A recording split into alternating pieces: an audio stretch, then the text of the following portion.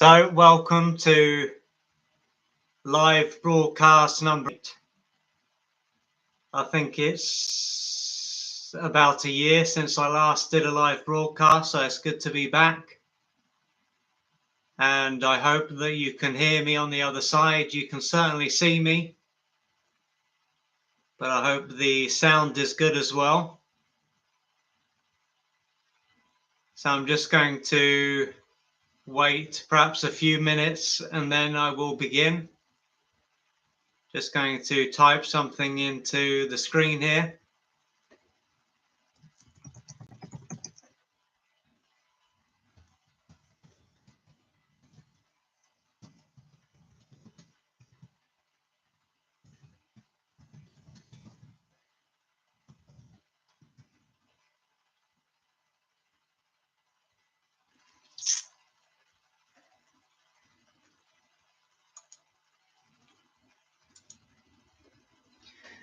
So, just to give you an overview of what I'm going to be covering today, underneath the video, I have mentioned what I'm going to cover, but with that aside, so I'm going to be covering self-awareness, and as well as the how-to guide that I put together many years ago on self-awareness, how to develop self-awareness. And the second part of the broadcast will be focused on the book that I recently released, and this is called Bali, 3 Weeks on the Island of the Gods. And then the last part of the broadcast will be focused on questions and answers. So perhaps where you are, it's the evening, perhaps it's the morning, perhaps it's the afternoon, and perhaps you're watching this or listening to this in 2025. You know, you could be listening. This now moment could be another year, could be another month, or it could just be another day. So as I said on the comment section there, feel free to introduce yourself and where you're from. So when it comes to the book on self-awareness, the how-to guide, this is something that, or one that I created in 2000 and, let's just find the date, 2018. So quite a while ago now. And this was the first how-to guide that I released. And it was, I think, also the first one that I wrote, because I put a number of them together before I released one book. And I've now written 10 how-to guides, so there's lots to choose from. Something for everyone in a way. And with this how-to guide, I also asked a friend to write a foreword for it. And this was Wayne Gordon Seaton, who I'm also going to mention again later on as something that he's recently contributed to the world, which is important. A very talented guy. He creates music and courses and all kinds of things. So now to read the description of this how-to guide. So I start off with 6 bullet points and I say, do you feel powerless?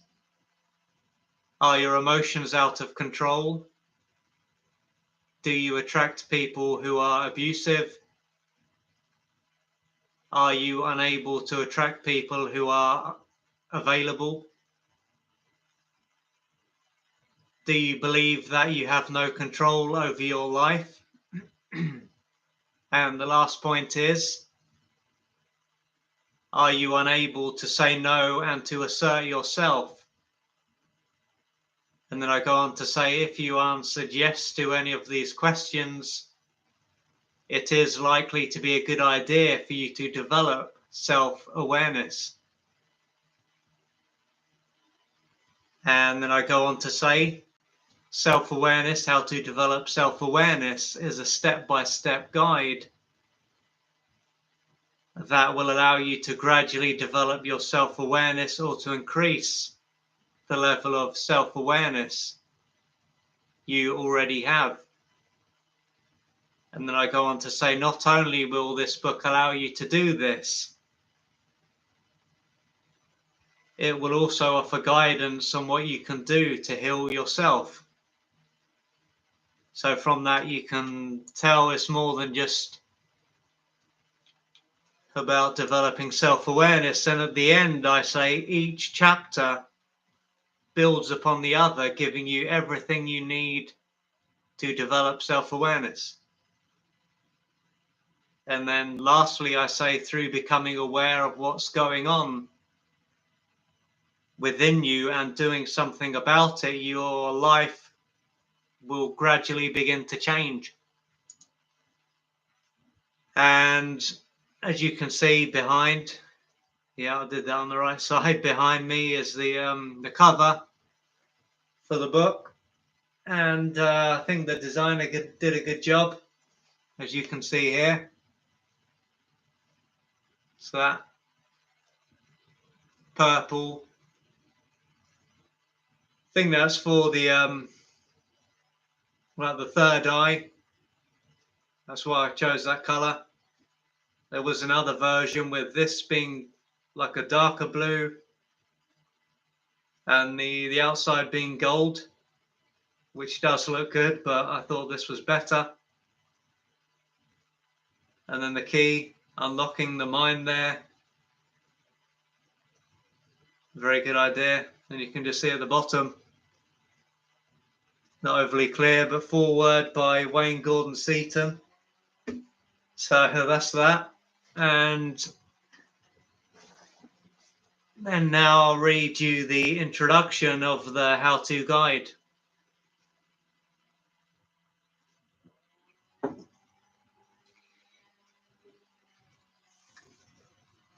So I was going to do a live broadcast in December last year when I was abroad, but it didn't happen. But that was going to be about self-awareness. It was also going to be about running, I think, as well. And then I did that video a number of weeks ago on running. So I'll skip that subject. And I can't think what else, maybe just questions and answers at the end. So coming now to the how-to guide on self-awareness, the content section. So I start off with a foreword and then an introduction, of course. And then chapter 1 looks at the consequences of not having a good level of self-awareness. Chapter 2 is called the first part, and that is getting in touch with yourself. The second part is additional support. And chapter 4, the third part, journaling. Chapter 5, the fourth part, in the real world. And chapter 6, the fifth part, it could be your environment. Chapter 7, the sixth part, secondary gain, which is an important one, important component. Chapter 8, the seventh part, a mirror. And chapter 9, the eighth part, waking up. And chapter 10, the 9th part, additional tools.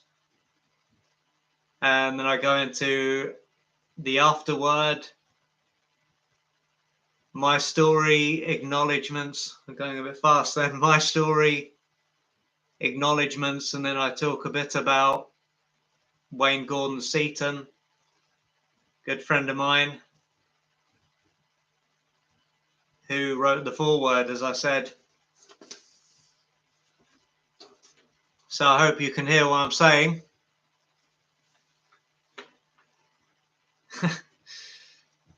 So now to go into the introduction of the how-to guide, give you a, perhaps you've read the how-to guide. So I say when it comes to the modern day world, there's a general focus on what goes on externally. And perhaps it has always been this way. That is, of course, unless the ancient civilizations that are often spoken about actually existed.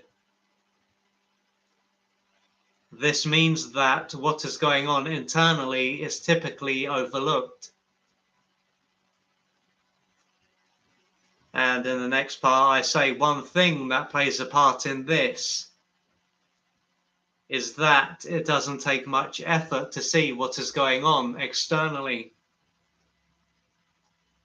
Whereas the same can't be said when it comes to seeing what is going on internally. Our predominant senses are geared to focus on what is taking place around us, not within us. And then I say the world is full of all kinds of things that will absorb our attention, taking us away from what is taking place on the inside. It can also be very painful to go within, while the external world has a lot of pleasure to offer.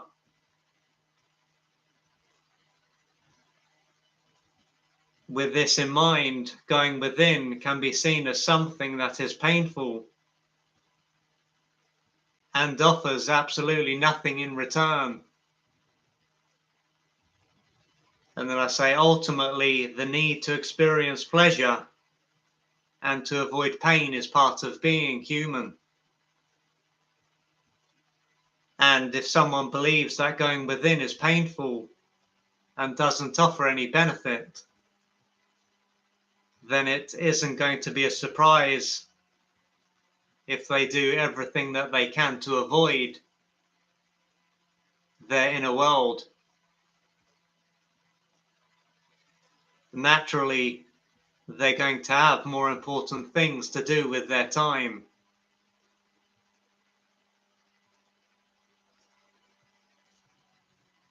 And then I say, however, even though someone can believe that looking within will not benefit their life, it doesn't mean that this is actually the case. The reason for this is that what is going on within them defines how they experience life. And now for the second page.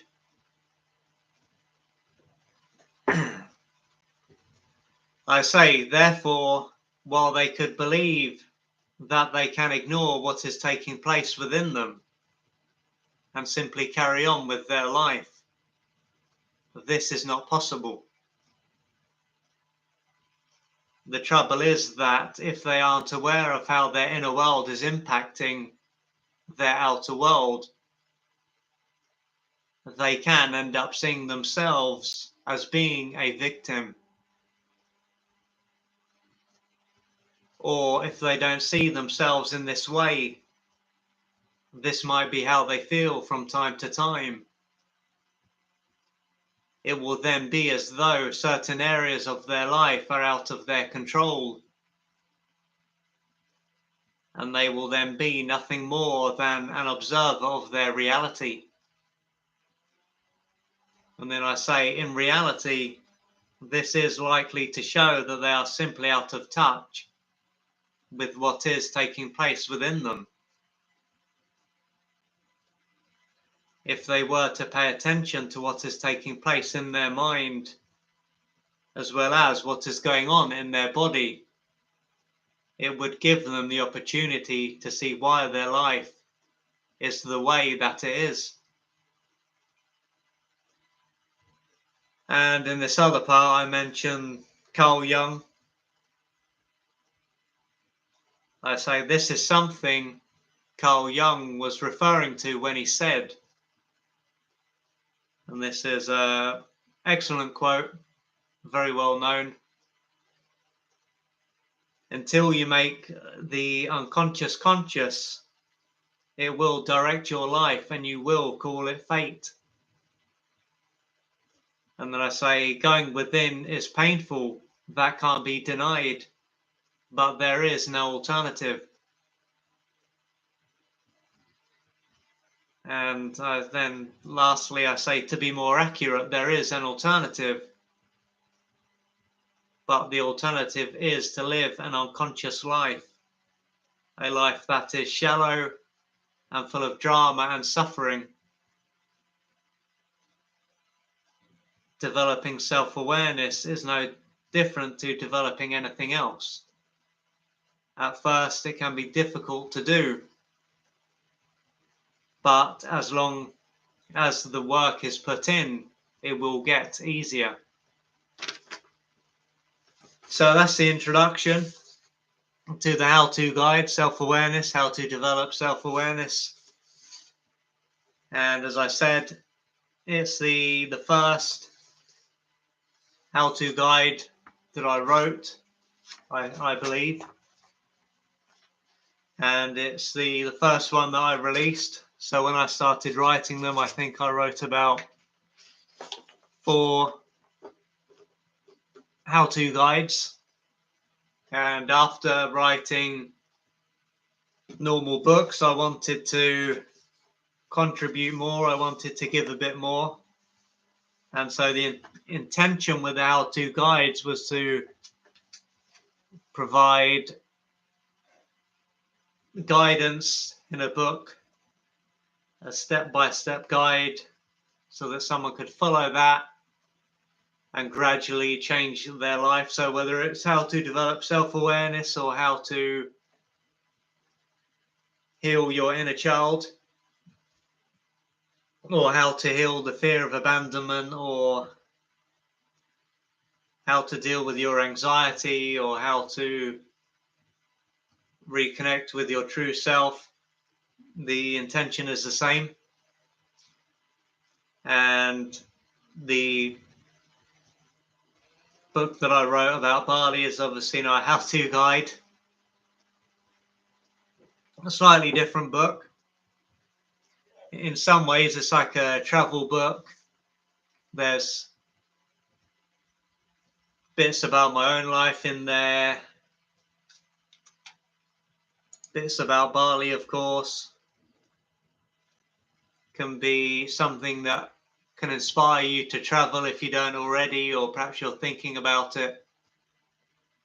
And reading the book I wrote about Bali can then give you the push or the call to do some traveling yourself. So I wonder where you're watching from. Feel free to let me know where in the world you are viewing this live broadcast from. In England, it's coming up to 10 to 10. So I wonder what part of the day you are in. Perhaps you're in England, perhaps you're on the other side of the planet. But it'd be good to hear whereabouts you're from.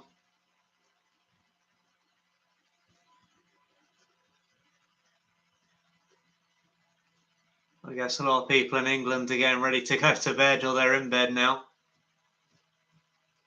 But that's the nature of these videos, there's no time that's going to serve everyone or please everyone. So a lot of people will have to watch the replay. Obviously, it goes up more or less straight away on YouTube. So, but any questions so far, feel free to send them over. I didn't share this broadcast on Instagram or Facebook or email. I just decided to do a broadcast this afternoon. So it's very much a spur of the moment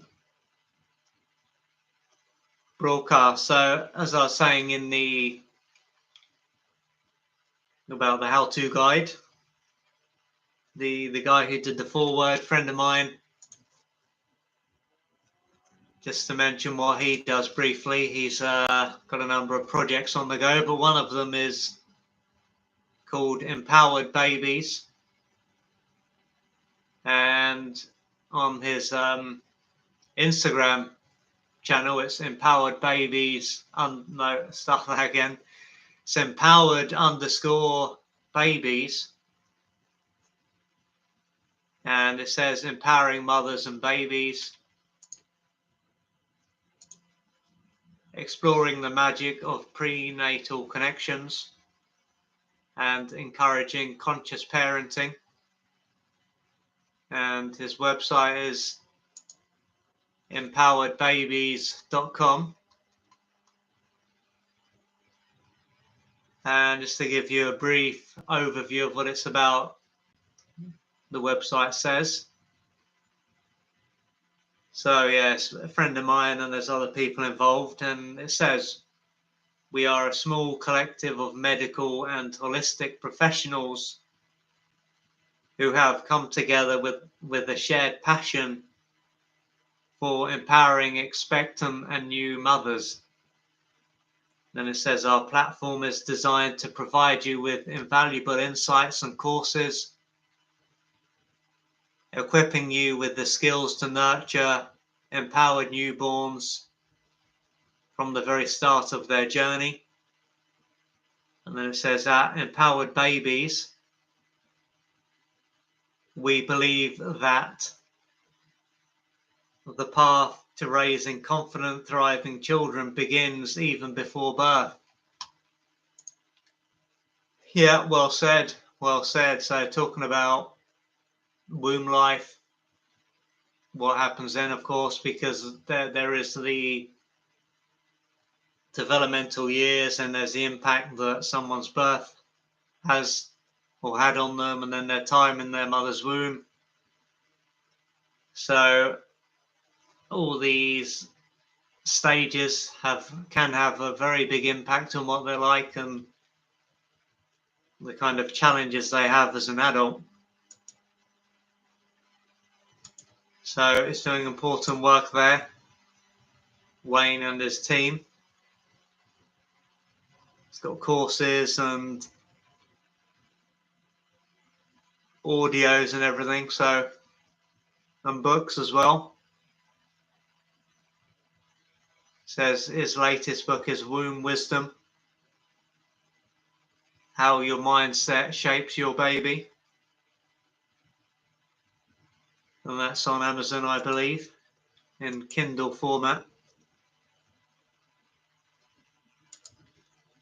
So now to part 2 of the broadcast. So I was in Bali in December for 3 weeks, had a really good time. And then towards the end, I ended up getting food poisoning.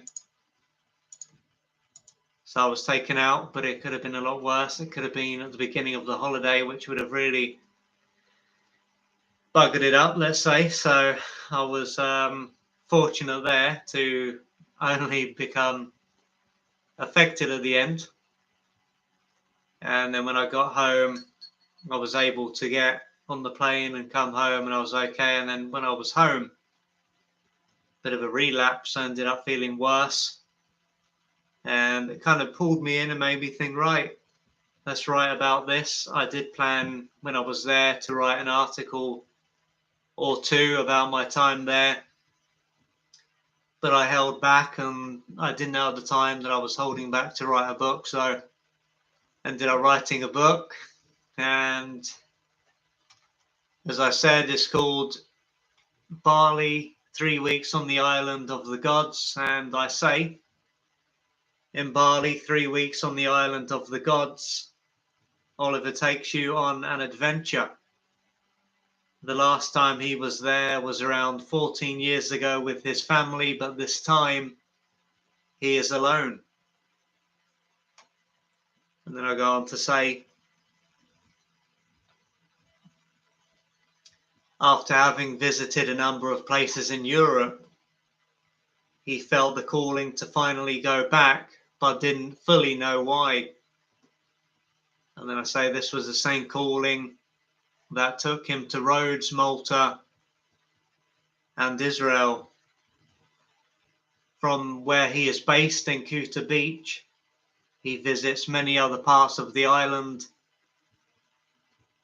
and over the days and weeks that he is there, you will get an idea of what this unique place has to offer. And then I say, during his journey, it is not just the people he meets and the conversations that he has that leave a mark. It is also the animals that cross his path. He was used to seeing cats freely walking around, but he was not used to seeing dogs freely walking around. And then at the end, after the last time he was there, he visits many of the places he visited before, but with new eyes.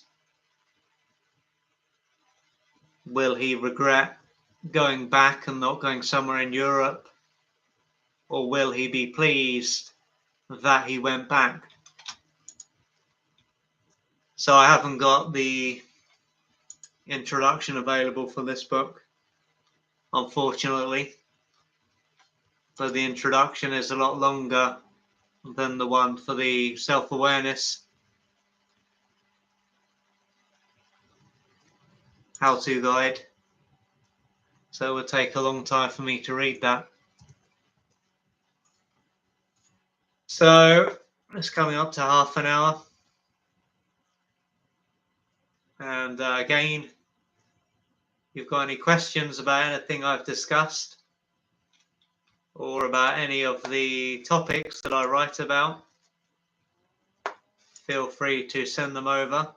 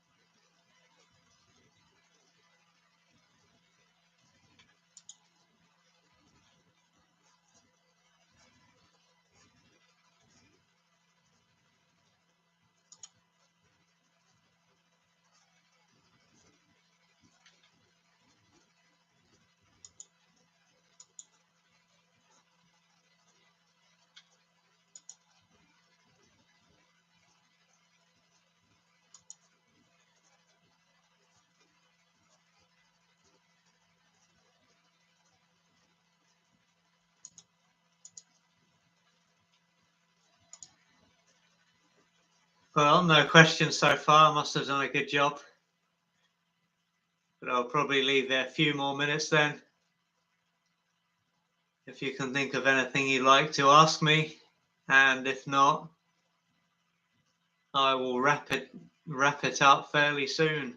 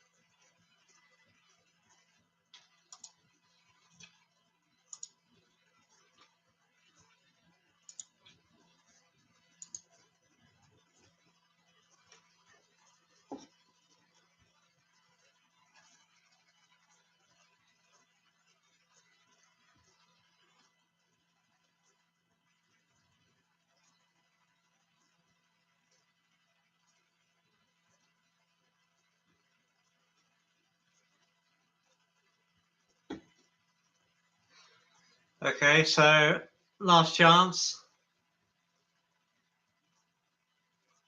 It's coming up to 10:05 in England now, so I think I'm soon going to wrap it up. I think I've covered just about everything. I think the last broadcast was about 2 hours long. Certainly a long broadcast. Trying to think what I covered then. Let's have a look.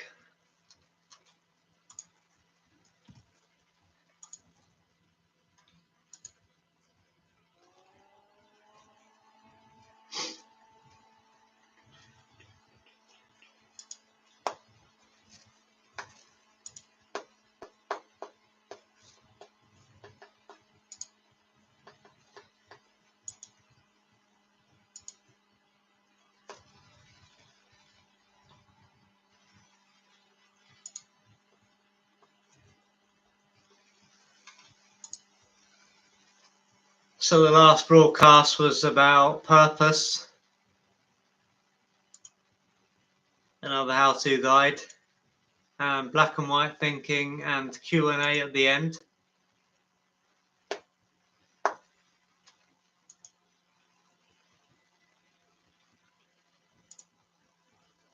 And that one took place the 3rd of July last year, so almost a year ago. So